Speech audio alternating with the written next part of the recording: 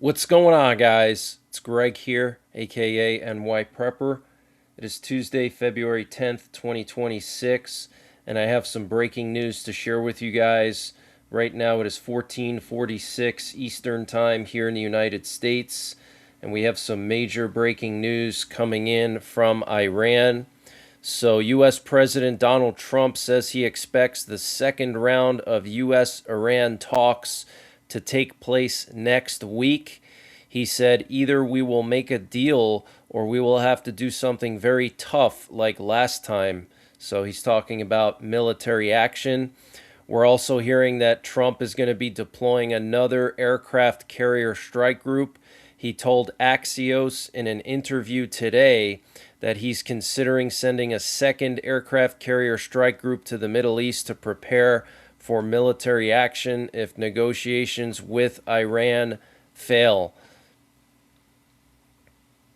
And Trump told Israeli Channel 12 in an interview today that Iran will not possess nuclear weapons or missiles.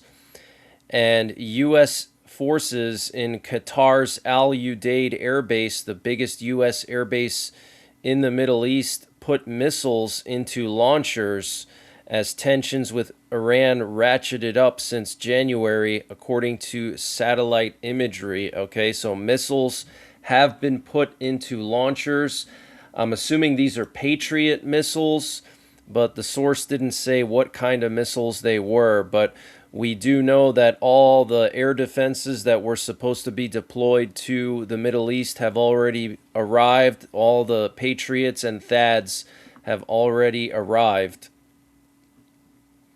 And right now, this afternoon, we have a nuclear war command and control plane off the coast of Texas in the Gulf of America, and it's probably communicating with submerged nuclear-armed submarines. And late last night and early this morning, around 2 a.m. Eastern Time, there were a large amount of nuclear codes transmitted back to back, which is very unusual. We also have two B-52 Stratofortresses airborne over Louisiana. Those are nuclear bombers.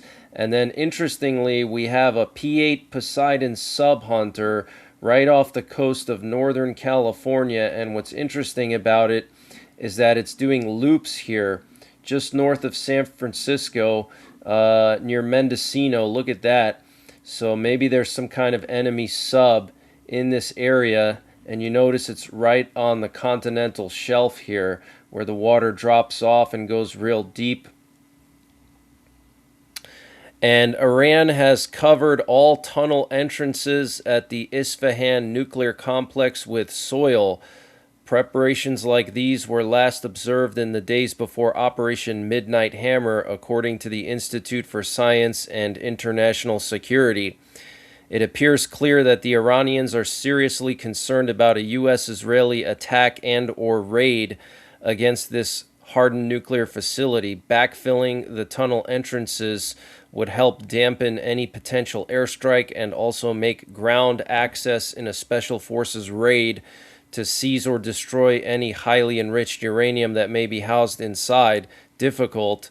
It is also possible that Iran could have moved equipment or material into the tunnels to protect them, although this cannot be confirmed. Preparations like these were last observed in the days before Operation Midnight Hammer struck facilities in Fordow, Natanz, and Isfahan. Okay, so Iran is covering their tunnel entrances with soil again, according to the Institute for Science and International Security. This was confirmed through satellite imagery. And a source told CNN that Israel is concerned about Iran's progress in rebuilding its stockpile and capability of ballistic missiles. The source told CNN that our assessment shows that without action, Iran could have between 1,800 and 2,000 ballistic missiles within a few weeks or months. Wow. And in the last 2 days, Iran executed 20 prisoners, and 12 F-35s from the Vermont Air National Guard have been deployed to Qatar now, and replaced F-15s that were deployed there a few weeks ago. So they rotated out the F-15s and replaced them with a dozen F-35s from Vermont that were actually forward deployed a few weeks back. They deployed half of them to Rota, Spain, and then the other half to the UK at RAF Lakenheath, okay?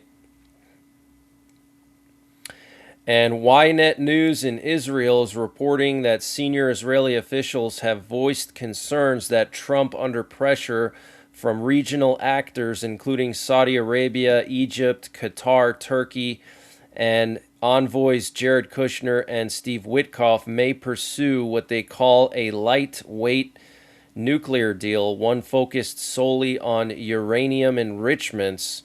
There's a real concern that this is heading towards a deal that's bad for us, said one senior official, speaking on condition of anonymity. It's not just Kushner and Witkoff. There are many players influencing Trump, and the direction is worrying. Okay, so the Israelis are worried about a potential deal between the U.S. and Iran. And the meeting between Netanyahu and Trump is expected to take place tomorrow morning, and it is planned as a closed working meeting, so no press. And Israeli officials describe Netanyahu's meeting with Trump as a strategy-shaping session, meaning it will focus not only on the U.S.-Iran negotiations themselves, but also on what would happen if the talks fail, including discussions of a potential military strike. And Netanyahu will be on U.S. soil for just 42 hours, the shortest visit he has ever made to the U.S. That alone underscores how urgent this meeting truly is. Okay, 42 hours, less than 2 days, guys. So he's literally just coming here, meeting with Trump tomorrow, and then flying back Thursday super quick. He's basically just here for a day. All right, you don't do that for no reason. Okay, this is an urgent meeting that was supposed to happen next week, and Netanyahu requested that it would be sped up. And Israeli Channel 13 said Netanyahu has decided to exclude any military leaders from his meeting with Trump. So initially, it looked like the Air Force commander was going to accompany Netanyahu, the Israeli Air Force commander, but looks like that has now changed, and it looks like it's just going to be Trump and Netanyahu, so that's very serious. And the Iranians conveyed their response to Trump's demands to the Omanis today. Apparently, the representative of Iran met with the Sultan of Oman today, and they met for 3 hours.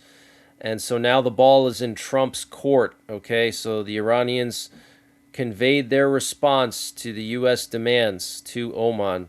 And Iran sent a message to the mediators that they are not ready at this stage to discuss the missile and proxy issue, but perhaps only after agreements on the nuclear matter. However, Iran emphasized that even if there is discussion about ballistic missiles, they are not willing to compromise on the issue. Okay, so how is there going to be any kind of fair deal if Iran doesn't want to give up enrichment? They don't even want to talk about missiles and proxies in any meaningful way. I mean, this is just funny. You know, it's like they think we're stupid, or they think we're not going to strike them. And a top U.S. Navy commander in the Middle East, Vice Admiral Kurt Renshaw of the Fifth Fleet, met with Oman's senior military and defense leadership in Oman on February 8th through 9th to discuss security cooperation. So a U.S. Navy commander meeting with his counterparts in Oman. That's also a sign of something about to go down. And Israeli News 12 is reporting that the U.S. is in the final stages of making preparations to strike Iran. So we're in the final stages, guys.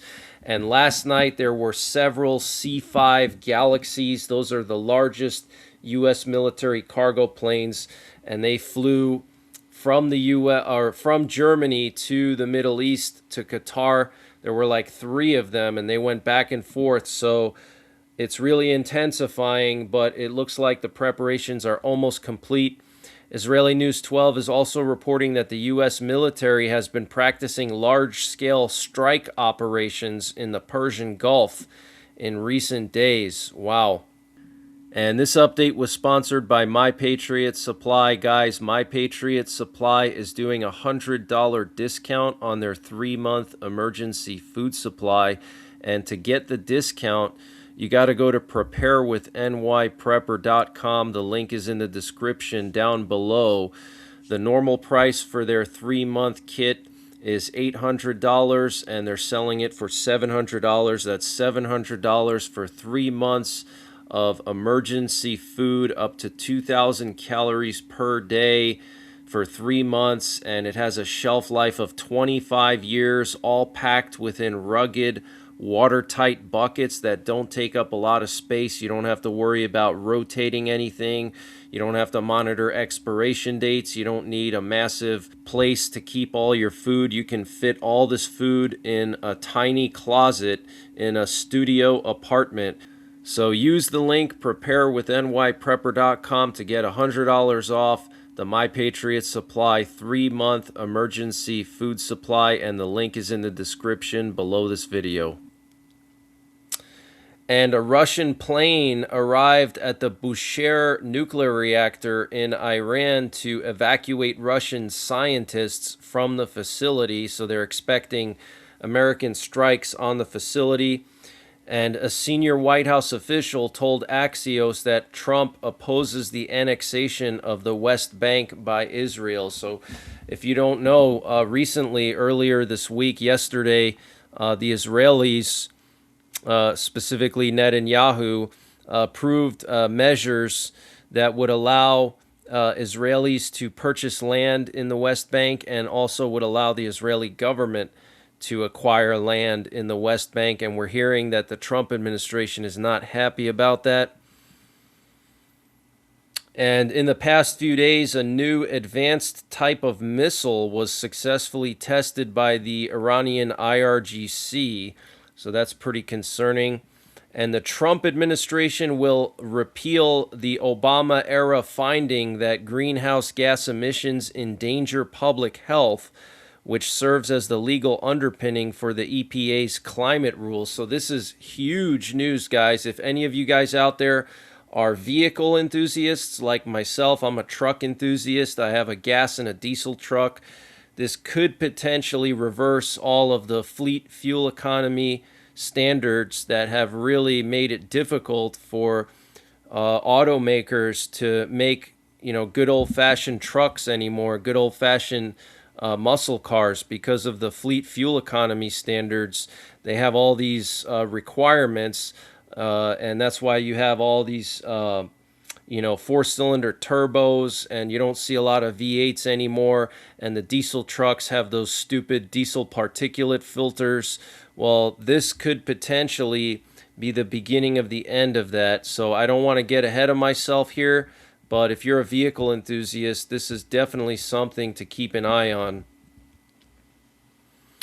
And Trump is going to be meeting with the leader of China, Xi Jinping, in the first week of April. Interesting, because Easter is the first weekend of April. And in case of a war with China over Taiwan, the U.S. plans to station up to 4 nuclear submarines near Australia. And China issued a warning for rocket recovery activities between February 10th to 12th in 4 areas of the South China Sea. Interesting. And Russia alleges that Ukraine and Poland were involved in an assassination attempt on the GRU general. That's Russia's military intelligence. Russia's FSB, also formerly known as the KGB, accused Ukraine's security services of ordering an assassination attempt on a top GRU general, and claimed Polish intelligence helped recruit the attacker, though no evidence was presented to support the claims. The Federal Security Service, FSB, said the target of the attack was General Vladimir Alexeyev, deputy head of Russia's military intelligence agency, who was seriously wounded Friday in a shooting outside a residential building in northwest Moscow. According to the FSB statement cited by Interfax and Reuters, the suspect, Russian citizen Lubomir Korba, born in Ukraine, was extradited from Dubai and charged with the attempted killing. Officials said one accomplice was arrested in Moscow, while a woman allegedly involved fled to Ukraine. Ukraine has denied any involvement. Kyiv had nothing to do with the attack, Ukrainian Deputy Foreign Minister Andriy Sybiha said Saturday. The FSB's accusations extended to Polish intelligence, alleging its role in Korba's recruitment. Though again no proof was made public, the Russian Investigative Committee spokesperson Svetlana Petrenko said the attacker fired several shots at Alexeyev before fleeing. Alexeyev has been sanctioned by the West for his alleged role in cyber attacks and has been linked to the 2018 poisoning of double agent Sergei Skripal in the UK. He also reportedly led Russian negotiations during the siege of Azovstal in Mariupol in 2022 and spoke with Wagner Group founder Yevgeny Prigozhin during the group's brief mutiny in 2023. Russian Foreign Minister Sergei Lavrov said the attack may have been intended to disrupt ongoing peace talks. Interesting. And Ukraine will open 10 weapons export centers across Europe in 2026 to sell domestically produced arms and advanced drones, Zelensky said yesterday. So they're going to be selling weapons to Europe. 10 centers across Europe to be opened. Wow. And Germany has indicted a Ukrainian national in an alleged Russian plot to mail explosive parcels across Europe. He was arrested in Switzerland last May and is now in Germany after he and a small team allegedly conducted route reconnaissance for the future attack. And the United States will turn over 2 of NATO's major command posts in Naples, Italy, and Norfolk, Virginia to European officers, a military source says. And that's all part of the Trump administration's plans to have Europe more involved in running NATO. And U.S. Secretary of State Marco Rubio will be traveling to Germany on February 13th to attend the Munich Security Conference. And Ukraine received a unique Lanza radar, which serves as the eyes for Patriot and NASAMS systems. It is noted that while the U.S. had long refused to provide this technology to Ukraine, Spain has now delivered it. And China's PLA fighter jets carried out unusually risky maneuvers near Taiwan's F-16s during China's Justice Mission exercise in December. According to the Financial Times, a Chinese J-16 fired flares at close range towards a Taiwanese F-16, and in another incident flew directly behind it in a near-firing position. Wow. So guys, that's the latest breaking news that I have. Please consider joining my Patreon. YouTube is shadow banning the hell out of my channel. My views have dropped tremendously over the last year, and they're continuing to drop. I don't know if I'm getting boring. I don't know if you guys just hate me, but whatever the case is, please support me on Patreon if you like this kind of content, if you want to receive my daily updates. It's becoming harder and harder for me to do this every single day. So please consider joining my Patreon. It's patreon.com/NYPrepper. Also consider donating to my PayPal. Check out some of my sponsors. Hit the thumbs up button if you like the video. Leave a comment. Also check out my live stream. It runs 24/7, and my wonderful moderators update the news in the chat throughout the day. I have cameras of Iran and Ukraine. I have my own radio system here that lets me pick up the nuclear forces and their transmissions. All of this stuff I'm providing to you guys for free, but I'm spending my time and energy to do this, and unfortunately I have my own bills to pay. I wish I was a multimillionaire, but I'm not. So please consider financially supporting this channel, because YouTube is making it hard for me to continue to do this full time. They hate me for whatever reason, I guess because I don't have pink hair and I'm not confused about my gender. But I might be back later on tonight with a live update, maybe around 10 p.m. Eastern time. And until then, take care, God bless, and don't forget the 3 Ps: prepare, practice, and persevere. And this update was sponsored by EMP Shield. Guys, EMP Shield has created a special discount just for you, the listeners of the NYPrepper channel.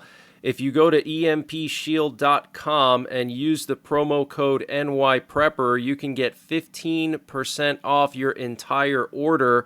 And why do you need an EMP Shield? Well, this is a special device to protect your vehicle, your RV, your solar generators, your radios from an electromagnetic pulse, which could be caused by a solar flare or potentially a rogue country like North Korea detonating an electromagnetic pulse weapon over the United States that's mounted onto a satellite. So protect your vehicles, protect your RV, protect your radios, protect your generators with an EMP Shield. Use my promo code NYPrepper to get 15% off. Installation is super simple. This is a veteran-owned business, 100% American-made, and the EMP Shields have been tested by the military, okay? And free shipping is included to the entire continental United States. And the link and the promo code are in the description below this video.